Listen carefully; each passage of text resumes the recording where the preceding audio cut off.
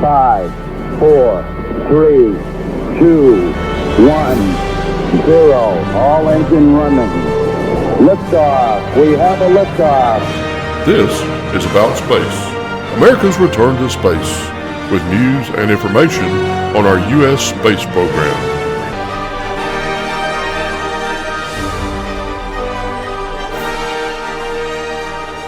From our About Space Today World Headquarters, I'm John Gomez. Axiom Space's third mission to the International Space Station will be an historic one, as it will feature the first commercial space mission with an all-European crew when it launches on January 17th. We'll tell you all about their mission, how it prepares Axiom to build their own space station, and how you can watch About Space Today's live launch coverage. Next, as America and the world are listening to About Space Today.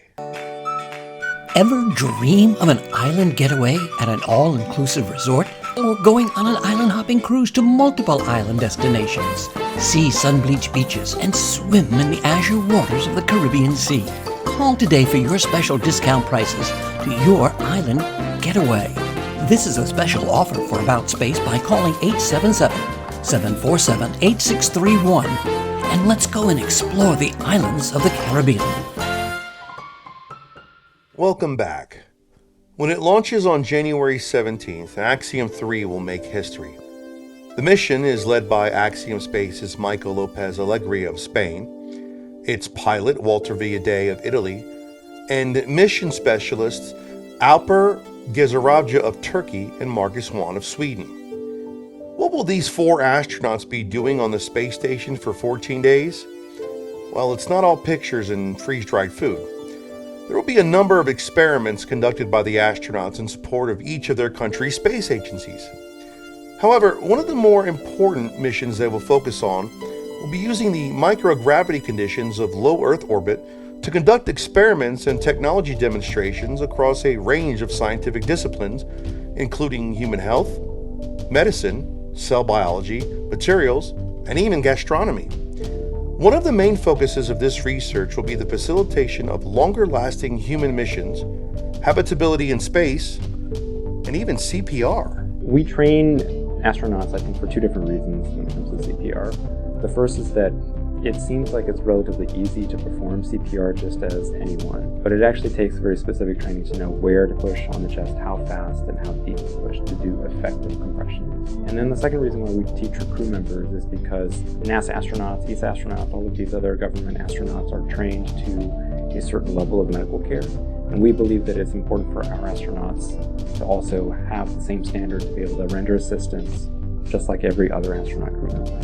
The crew will also be testing out Spaceware's Smart Flight Suit 2, an innovative suit for astronauts built with over 200 pieces in order to provide maximum comfort of movement, equipped with safety bumpers in the most exposed physical parts, fireproof but breathable, and capable of detecting biomedical data.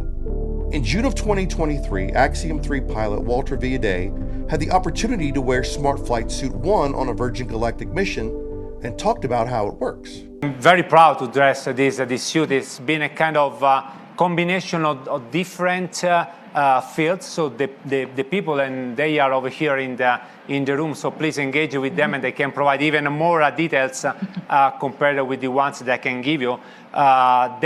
They come from the automotive, and the idea was to put together automotive technology, high sport technology, and fashion technology.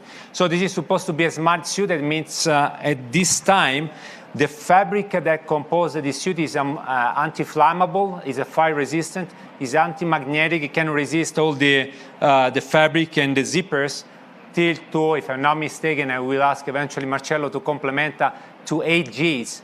So this is completely different, and it's completely, you can sweat, but it's don't get the sweat on your body. And at the same time, the suit that I have the t-shirt behind is the one with the sensors.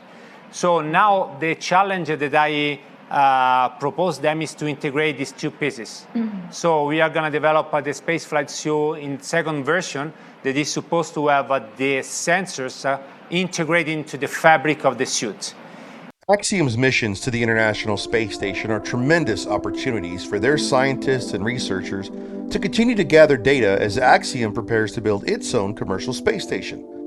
On December 20th, About Space Today's executive news editor David Denault's special report covered Axiom's plan. The man leading the effort is the former program manager for the International Space Station, Michael Serafini. I started Axiom with the intent of building a human presence in space. We saw an opportunity to build a commercial space station, given where NASA and the partnership were headed to in the future.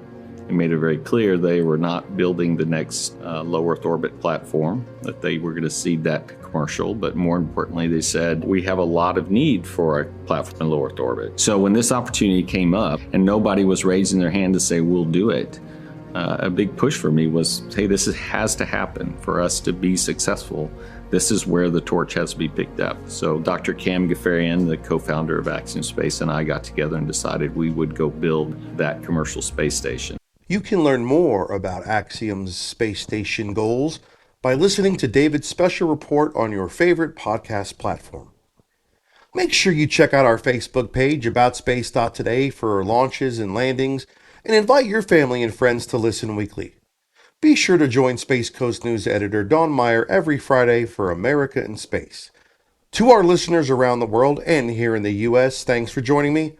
I'm John Gomez, and we'll see you on January 17th, live from the Kennedy Space Center. This has been About Space Today.